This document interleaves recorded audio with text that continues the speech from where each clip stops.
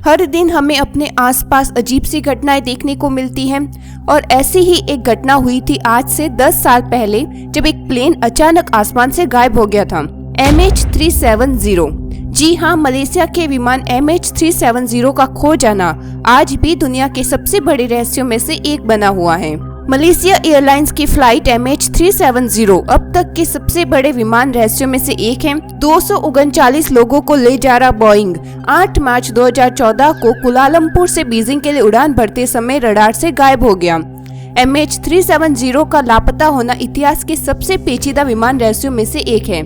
इससे जुड़ी कई थ्योरीज है। MH370 उड़ान का रहस्य कई दावों और कॉन्स्पिरेसी थ्योरी से घिरा है। हालांकि लंबे समय तक खोज के बावजूद इस लापता विमान का पता नहीं चल पाया।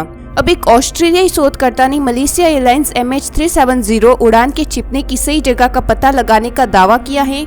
तस्मानिया यूनिवर्सिटी के सहायक शोधकर्ता विंसेंट लिन ने दावा किया है कि MH370 उड़ान दक्षिणी पूर्वी हिंद महासागर के 20,000 फीट गहरे समुद्री पठार छेद ब्रोकन रिज में गायब हो गई। सबसे पहले जानते हैं आखिर क्या हुआ था 8 मार्च 2014 को। मलेशिया एयरलाइंस द्वारा संचालित एक अंतर्राष्ट्रीय यात्री उड़ान थी जो 8 मार्च 2014 को मलेशिया के कुआलालंपुर अंतर्राष्ट्रीय हवाई अड्डे से अपने नियोजित स्थान चीन के बीजिंग कैपिटल अंतर्राष्ट्रीय हवाई अड्डे के लिए उड़ान भरते समय रडार से गायब हो गई थी।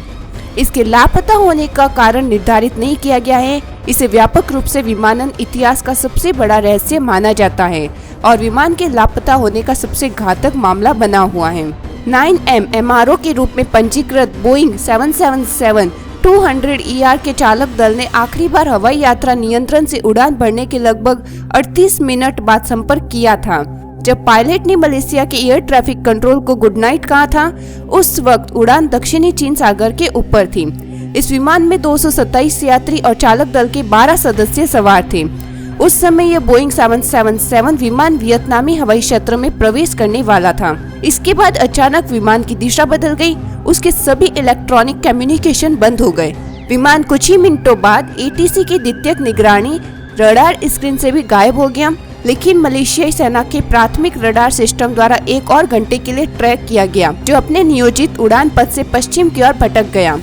मलय प्रायद्वीप और अंडमान सागर को पार कर गया। सैन्य रडार ने दिखाया कि विमान ने उत्तरी मलेशिया और पेनांग द्वीप के ऊपर से उड़ने के लिए अपना उड़ान पथ छोड़ दिया और फिर अंडमान सागर में इंडोनेशियाई द्वीप सुमात्रा के सिरे की ओर निकल गया। इसके बाद वह दक्षिण की ओर मुड़ गया और सारा संपर्क टूट गया।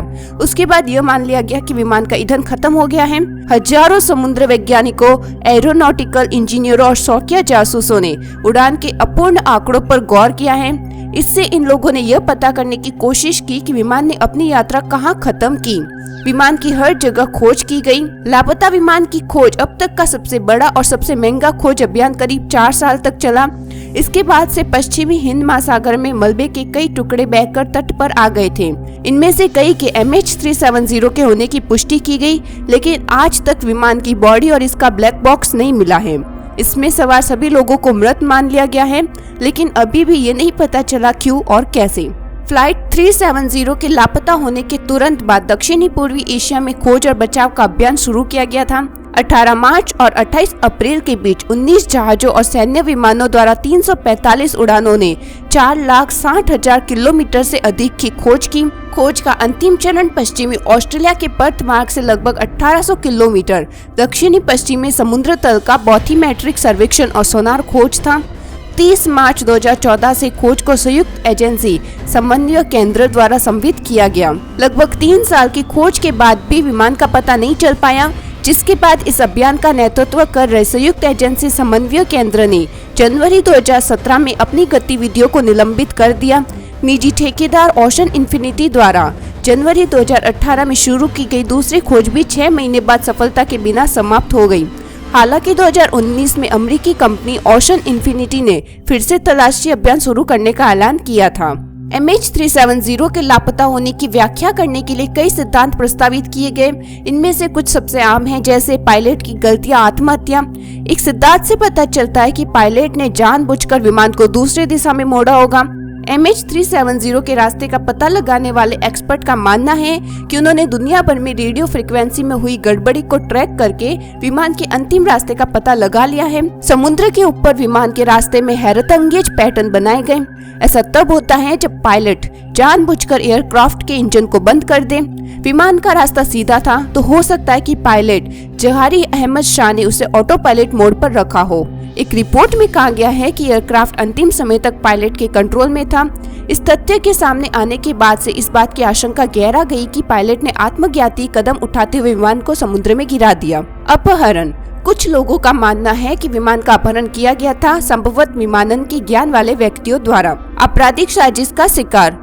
कुआलालंपुर इंटरनेशनल एयरपोर्ट से उड़ान भरने के घंटे भर बाद ही विमान का संपर्क ATC से टूट गया था।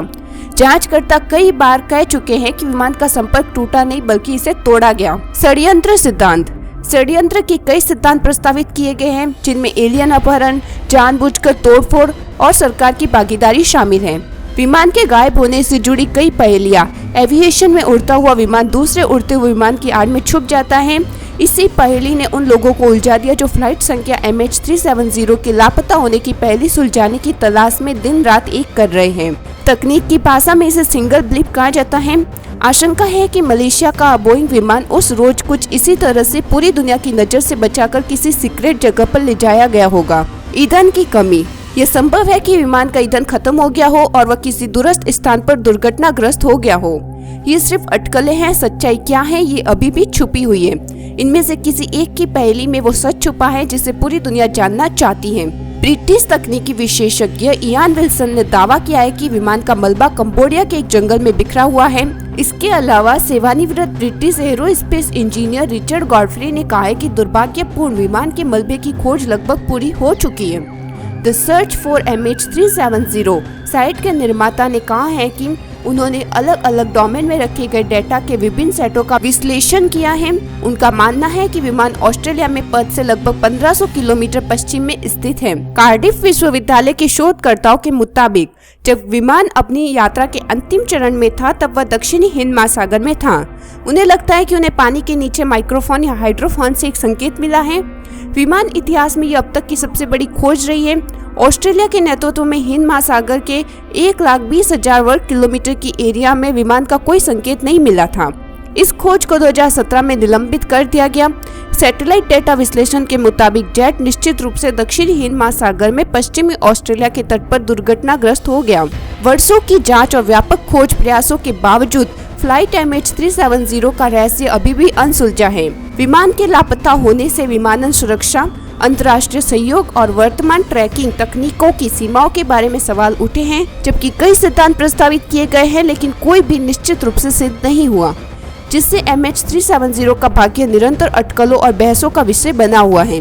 10 सालों की खोज और इतने रिसर्च के बावजूद कोई भी यह नहीं बता पाया कि फ्लाइट MH370 कहाँ गया है और उसके मलबे का क्या हुआ। ये आज भी एक रहस्य का विषय बना हुआ है। सो ये थी हमारी आज की वीडियो।